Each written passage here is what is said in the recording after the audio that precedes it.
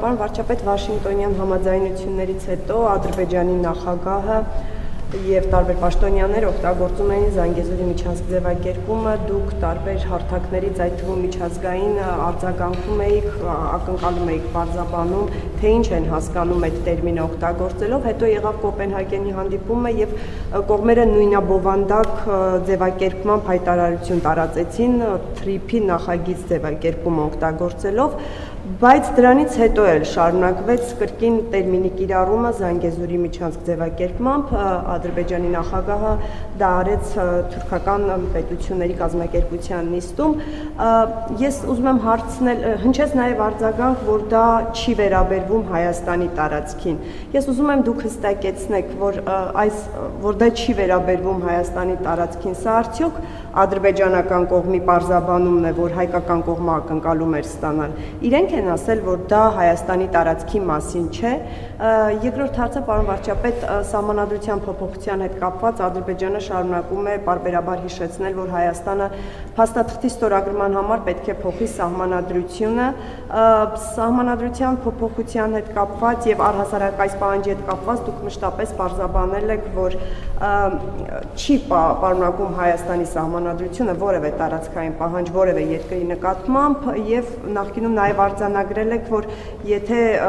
այս տրամաբանությամբ շարժվենք, ապա Ադրբեջանի սահմանադրությունն էլ տարածքային պահանջներ է պարունակում Հայաստանի նկատմամբ։ Հաշվի առնելով, որ այս արձանագրումը ձեր կողմից եղել է եւ Ադրբեջանը չի հրաժարվում իր այս օրակարգից, հնարավոր է ինչ-որ փուլում Հայաստանը եւս բարձրացնի Ադրբեջանի սահմանադրության փոփոխության հարցը եւ մի ներքաղաքական հարց Սամվել Կարապետյանի ուժի հետ կապված,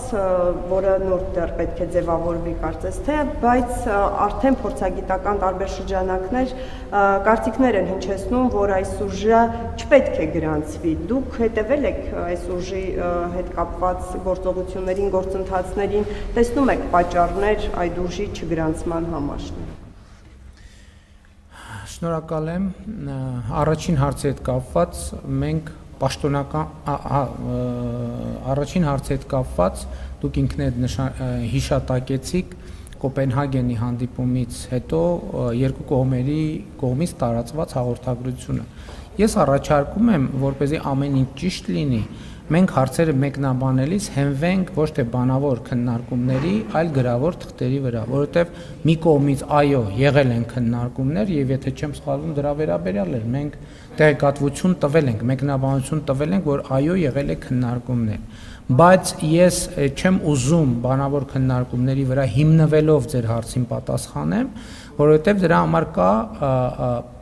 տարածված երկու կողմերի կողմից պաշտոնական հաղորդագրություն։ Ինչը ասում է պաշտոնական հաղորդագրությունը։ Հաղորդագրությունը ասում է, որ քննարկվել է կոմունիկացիաների հարցը եւ թրիփ նախագիծը Հայաստանի Հանրապետության տարածքում։ Այսինքն երկու կողմերը այդպիսով արձանագրել են, որ Հայաստանի Հանրապետության տարածքում կա թրիփ նախագիծ եւ հետեւաբար այս հենքի վրա մենք տալիս ենք ձեր հարցի պատասխանը եւ լրացուցիչ վերահաստատում ենք Հայաստանի Հանրապետության պաշտոնական դիրքորոշումը, որ Հայաստանի Հանրապետության տարածքում բացի խաղաղության խաչմերուկ եւ թրիփ ուղի նախագծերից ուրիշ նախագիծ չկա եւ չի կարող լինել։ Եվ ես արդեն ասացի, որ հաղորդագրությունը տարածել են ովքեր Հայաստանի Հանրապետությունը եւ Ադրբեջանի Հանրապետությունը տարածել են Ադրբեջանի նախագահի եւ իմ հանդիպման արդյունքներով։ Էլի ուզում եմ ինչի եմ այսպես պատասխանում ձեր հարցին եւ նաեւ դրա հետ կապված բազմաթիվ հարցերի, հասկանում եք, որովհետեւ թեման ինքը անընդհատ քննարկվող է եւ ճիշտ սկզբունքը հենվել գրավոր թղթերի վրա, որպեսզի չպարզվի, որ որևէ մեկը այսպես է ասել, թե այնպես է ասել, այսինքն ինչ որ թղթի վրա գրված է, ինչ որ մեկը ասել է, մյուսը լսել է, գուցե թե ինչ որտեղ ինչ որ մի բան ճիշտ չի ձևակերպվել, մյուսը ճիշտ չի հասկացել, արձանագրված է թղթի վրա եւ ընդհանուր առմամբ ես կարող եմ ասել, որ գոհ եմ նաեւ Կոպենհագենի մեր քննարկումներից եւ ընդհանրապես մեր շփումներից եւ ընդհանրապես խաղաղության ինստիտուցիոնալացման ճանապարհին կատարվող աշխատանքներից։ հարգելի գործընկերներ, սիրելի ժողովուրդ, ես ուզում եմ եւս մեկ անգամ արձանագրել, որ դա անառարկելի փաստ է Հայաստանի Հանրապետության եւ Ադրբեջանի միջև խաղաղություն է հաստատված։ Ընդ որում ես ասեմ, թե չասեմ, ես կարող եմ ասել, ես կարող եմ չասել, դա իրողություն է եւ այդ իրողությունը կարծում եմ նույնիսկ դժվար է չնկատել։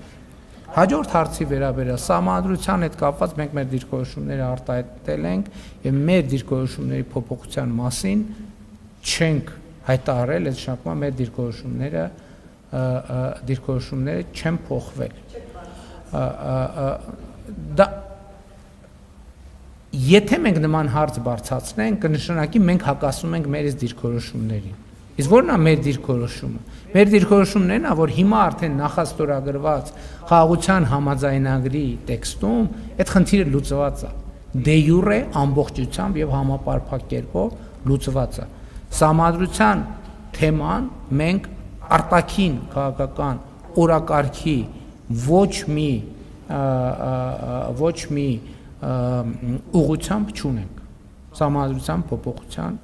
թեմա մենք չունենք։ Մենք սահմանադրության հետ կապված ունենք ներքին օրակարգ եւ այդ ներքին օրակարգի վերաբերյալ հստակ աներկբա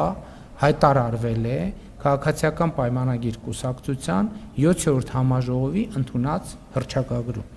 Ինչ վերաբերվում է որևէ քաղաքական ուժի գրանցվել չգրանցվելուն, ես այդ թեմաների հետ չեմ առնչվում, որովհետև դա իրավական գործընթաց է։ Ես նույնիսկ ոչ լսել եմ կարծիքներ, որ դա պետքա գրանցել, ոչ լսել եմ կարծիքներ, որ դա պետքա չգրանցել, որովհետև դա ինձ հետ առնչություն չունեցող թեմա է։ Կան ընթացակարգեր, կան օրենքներ եւ կարծում եմ, որ այդ տրամաբանությամբ, այսինքն իրավական հարցը իրավաբանները թող պատասխանեն։